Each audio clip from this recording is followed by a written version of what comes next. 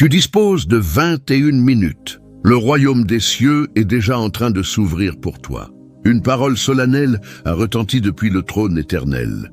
Non pas comme un conseil timide, non pas comme une simple invitation, mais comme un ordre souverain qui fait trembler les fondations du monde invisible. Je viens te chercher, déclare le Seigneur des armées célestes. 21 minutes te sont accordées pour répondre.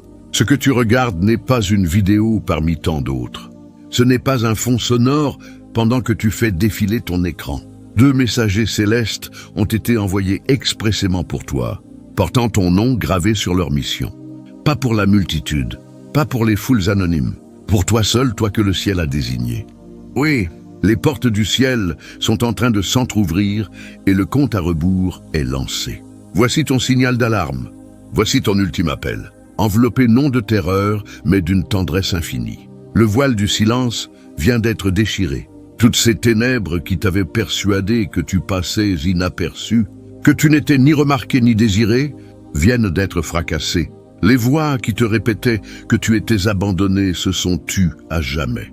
En cet instant béni, le maître de l'univers se penche vers toi. Pas pour te condamner, pas pour te châtier, mais pour te serrer contre lui. N'aie pas peur, car je t'ai racheté. Je t'ai appelé par ton nom, tu m'appartiens. Ésaïe 43:1. Le ressens-tu, cette vibration profonde dans ton être? Ce pincement au cœur qui dépasse toute émotion passagère? Ce calme soudain qui semble plus vrai que tout le tumulte extérieur? Ce n'est pas une simple sensation, ce n'est pas le fruit du hasard, c'est la présence du Dieu vivant qui effleure ton âme. Il est plus proche que ton propre souffle. Il arrive sans fracas, non pour t'écraser sous sa grandeur, mais pour alléger le fardeau que tu traînais seul depuis trop longtemps. Le Seigneur connaît chacune de tes fatigues, chaque combat que tu as mené dans l'ombre, chaque douleur que tu as enfouie derrière un masque. Il sait tout. Et malgré cela, il te redit, « Je ne t'ai jamais perdu de vue. Venez à moi, vous tous qui peinez sous le poids, et je vous donnerai le repos véritable. » Matthieu 11:28. À l'instant même, il t'appelle à sortir du tourbillon, de l'égarement, du cercle infernal, pour que tu t'asseyes enfin, que tu poses tout, que tu accueilles ce que ton âme réclame depuis toujours. La paix profonde, la protection sûre, un amour qui ne te laissera jamais tomber. Ce que tu entends n'est pas du bruit. C'est une irruption divine qui se produit dans la quiétude. Ce n'est pas une affaire de rite, c'est une opération de sauvetage. Alors maintenant, toi que le ciel a distingué, si ton cœur bat plus fort, si une certitude intime te dit que ce n'est pas un hasard, réponds. Écris « Seigneur, veille sur ma maison et protège-la de tout danger ». Dans les commentaires, comme un acte de confiance résolu. Que le ciel enregistre ta réponse. Que les ténèbres voient ta détermination. Affirme-le haut et clair. Tu es prêt à recevoir ce que Dieu a mis de côté rien que pour toi. Et reste jusqu'à la dernière seconde, car ce qui va suivre n'est pas une prière banale. C'est une libération, une reconstruction, une étreinte sacrée. Que cet instant devienne le tournant décisif de ton existence. Entrons ensemble dans ce lieu saint. Le Créateur de ton âme t'invite à un rendez-vous de silence véritable. Pas le silence qui étouffe simplement le bruit, mais celui qui apaise la peur, qui désarme la pression, qui fait taire cette voix intérieure, qui te répète que tu n'es jamais assez. Il n'est pas question de règlement, ni de mérite. Il s'agit de te rappeler qui tu es vraiment, de te souvenir que tu es vu, profondément vu, que celui qui a dessiné les constellations t'a dessiné toi aussi. Avec une intention précise, un projet unique, une tendresse infinie. Imagine cela. La proximité de Dieu ne ressemble en rien au vacarme ambiant. Elle ne hurle pas, elle ne commande pas, elle s'approche doucement, comme une brise qui caresse, comme une main posée avec délicatesse sur une épaule épuisée après un long chemin. L'Éternel est près de ceux qui ont le cœur brisé. Il sauve ceux qui sont abattus d'esprit. Psaume 34:9. Il n'y a ici aucun reproche, seulement une compréhension totale qui te dit « Je sais exactement ce que tu portes. Le Seigneur a vu chaque nuit où tu es resté les yeux grands ouverts dans l'obscurité, chaque matin où tu t'es relevé l'âme lourde mais déterminé à avancer quand même. Il a vu tes efforts muets, tes larmes retenues, le sourire de façade alors que tout s'effondrait à l'intérieur.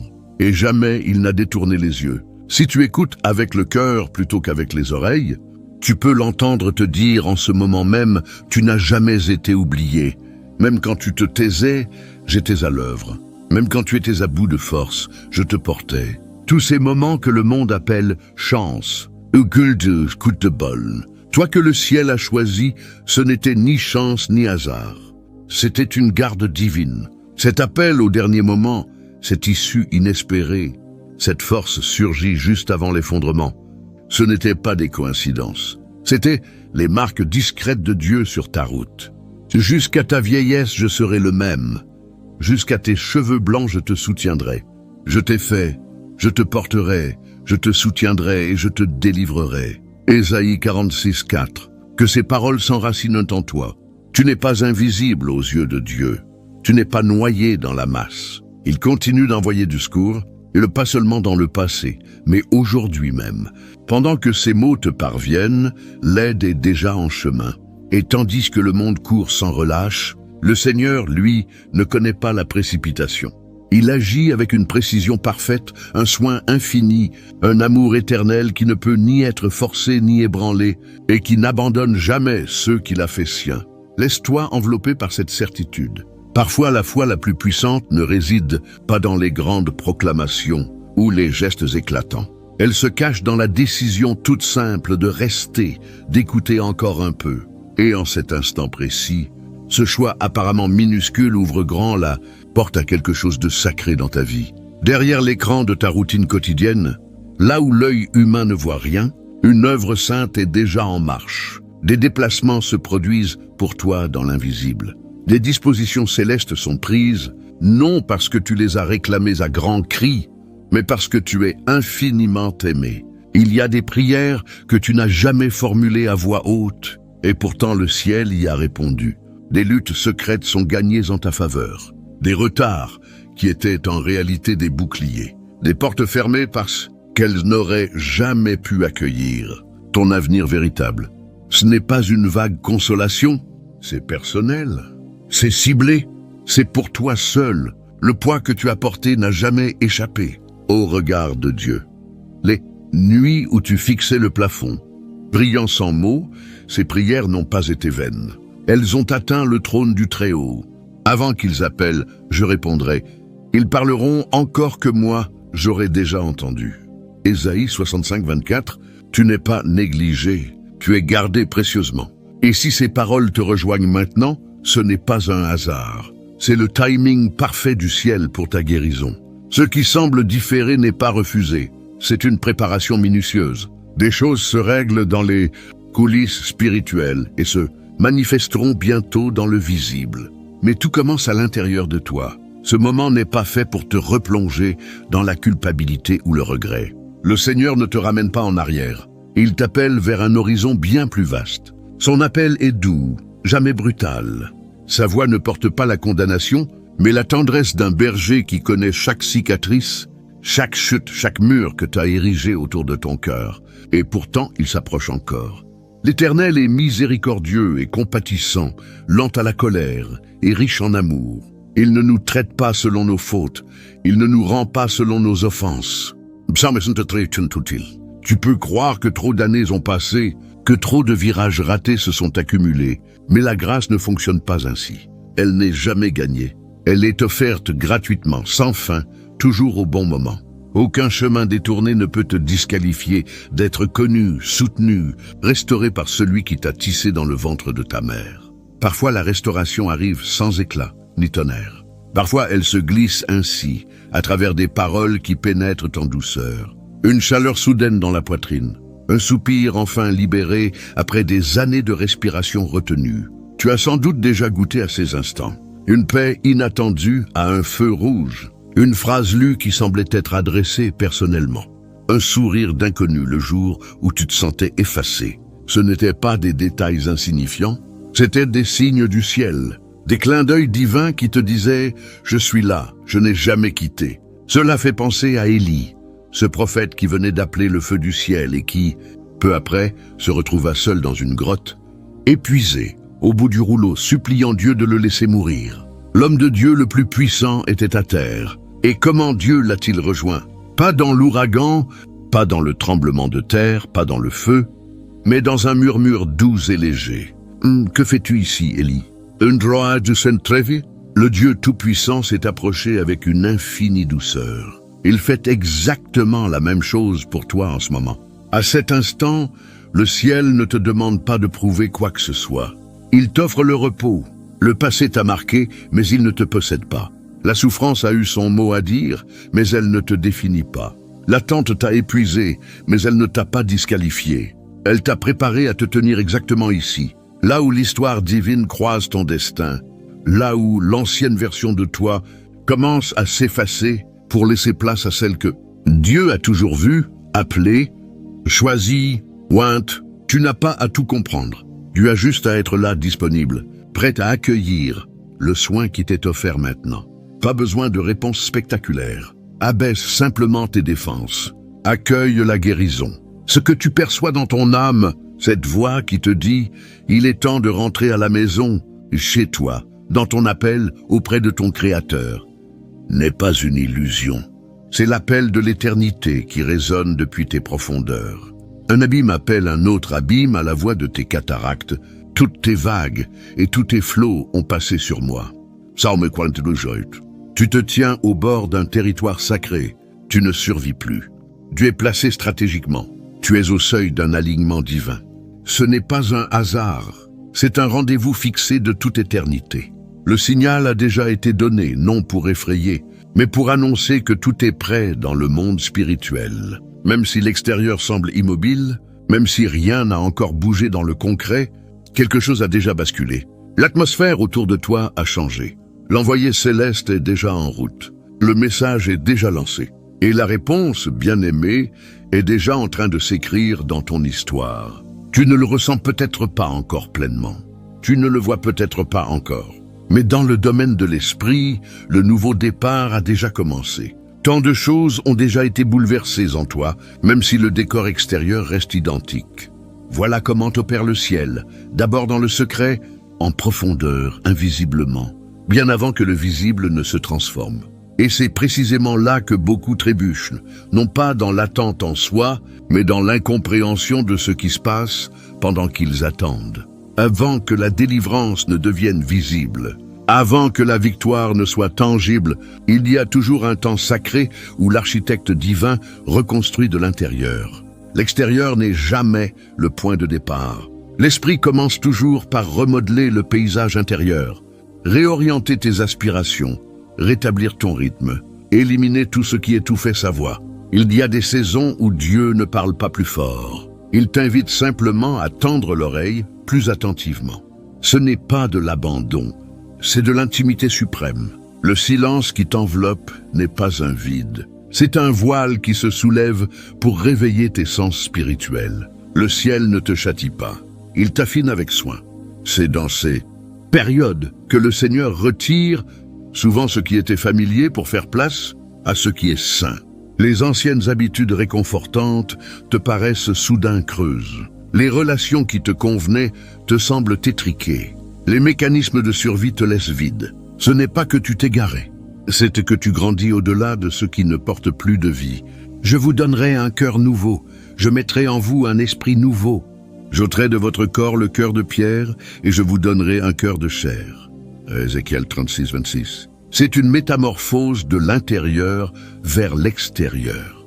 Pas imposée, pas bruyante, mais totalement sainte. Regarde Moïse, non au moment où il fendait la mer, mais perdu dans le désert. Bien avant le miracle spectaculaire, il a dû apprendre à reconnaître la voix de Dieu dans la solitude du mont Horeb.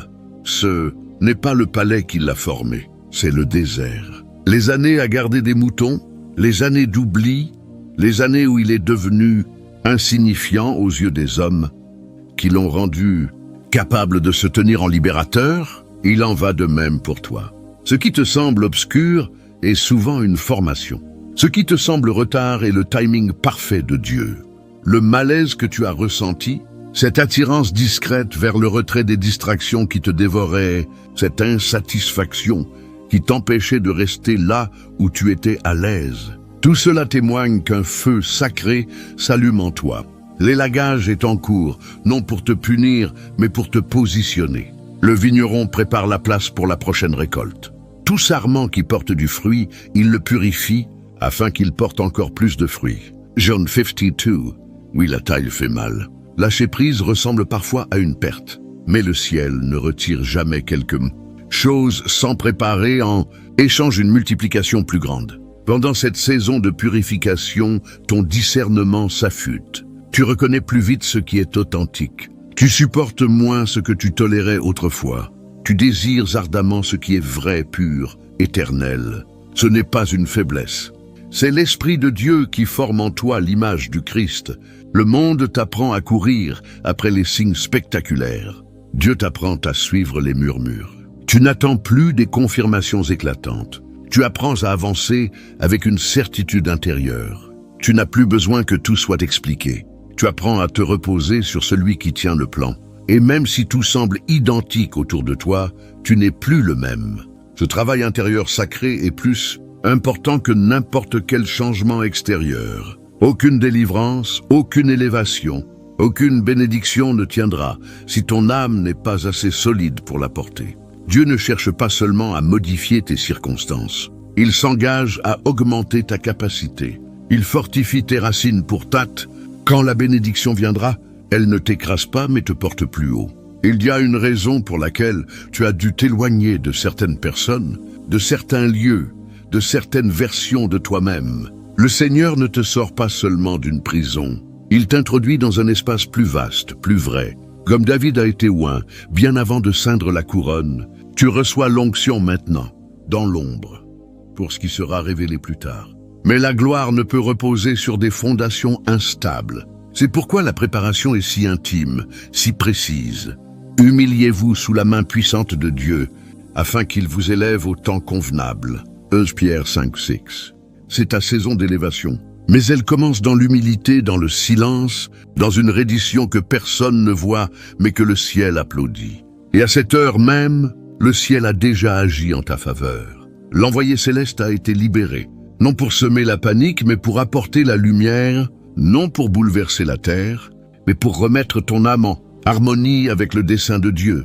Pas de trompette retentissante, pas de foule, pas d'effet spectaculaire. Seulement l'ordre invisible du ciel qui replace chaque pièce à sa place. Ce que Dieu a commencé dans le secret ne restera pas caché éternellement. Mais quand cela sera révélé, ce sera solide, ancré, durable, parce que tout a commencé à l'intérieur de toi. C'est la délivrance avant la délivrance visible. Le miracle avant le miracle apparent. La préparation qui fait que, quand les portes s'ouvriront enfin, tu seras prêt non seulement à les franchir, mais à porter le poids de ce qui t'attend au-delà. Beaucoup imaginent la délivrance comme un coup de tonnerre, une entrée fracassante, un projecteur divin déchirant le ciel. Mais le ciel ne fonctionne pas comme le monde. Dieu murmure souvent là où un cri suffirait. La délivrance que tu attends ne viendra pas dans les éclairs, les tempêtes ou les chœurs célestes. Elle est déjà en train de se produire. Et elle est douce, silencieuse. Ce n'est pas par indifférence, c'est par sagesse. Certaines chaînes ne se brisent pas dans le fracas. Elles se dissolvent dans la paix. L'Esprit de Dieu ne cherche pas un podium. Il cherche un cœur prêt à se laisser faire. Et ce lâcher-prise n'a rien de théâtral. Il ne réside pas dans les cris, ni dans la prière parfaite, ni dans la tentative de prouver sa valeur. Laisse la grâce parler. Laisse ta paix crier plus fort que ton passé. Laisse ta transformation témoigner là où les mots seraient insuffisants. Si ces paroles t'ont rejoint, c'est que le ciel les écrivait dans ton histoire depuis toujours. Maintenant, avant de refermer cette page, avant que ce moment ne devienne un souvenir, scellons ce que le ciel a commencé, non avec plus de paroles, mais avec une prière. Ce n'est pas une formalité. C'est un acte d'accord. Une réponse sainte à la délivrance discrète qui a déjà commencé en toi. Où que tu sois, ferme les yeux si tu le peux. Calme ton cœur. Laisse cette prière porter ce que tu ne sais pas encore exprimer. Père Céleste, nous nous tenons devant toi maintenant, non avec des performances, non avec des apparences, mais avec la vérité de ce que nous sommes. Nous déposons nos masques, nos armures, nos tentatives de nous sauver nous-mêmes. Nous venons nus devant ta miséricorde. Tu vois toutes. Nos cachettes, nos combats, nos peurs que nous avons tenté de maîtriser. Et pourtant tu ne t'éloignes pas, tu t'approches. Merci pour la délivrance silencieuse. Merci de n'avoir pas eu besoin de bruit pour guérir. Merci de ne pas avoir attendu que nous soyons présentables pour nous atteindre. Tu es entré dans nos ténèbres pour nous en sortir, dans notre silence pour nous restaurer. Quel Dieu tu es! Lent à la colère, débordant d'amour, fidèle même quand nous oublions. Aujourd'hui nous disons oui. Oui à la délivrance, oui à la restauration, oui au travail discret que tu accomplis en nous.